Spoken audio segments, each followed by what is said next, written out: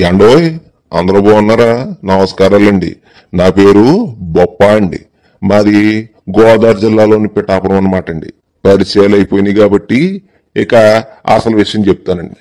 మన గోదావరిది యాస భాష బాగుంటుందని అందులో కూసంత ఎటకారం మమకారం కలిపెత్తే కొత్త బెల్లంతో చేసిన తాటి రొట్టి తిన్నంత కమ్మగా పోగురం ఉంటుందని ఇదిగో ఈ వేగా వెబ్ మీడియా వాళ్ళు రమ్మంటే ఇలా వచ్చానండి.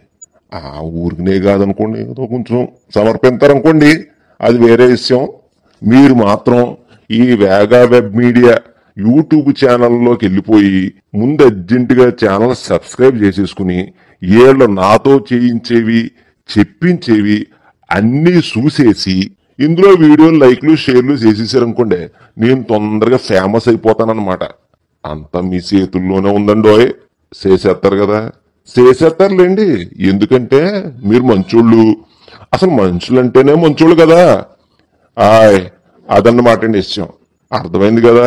మరి మీరు ఆ పనిలో ఉండండి. ఇదిగో ఈ వేగా వెబ్ మీడియాలు నేను చెప్పింది విన్నారనుకోండి, ఆల్ ఛానల్ కంటే నేనే ఎక్కువ ఫేమస్ అయిపోతాను ఏడుస్తారేమో.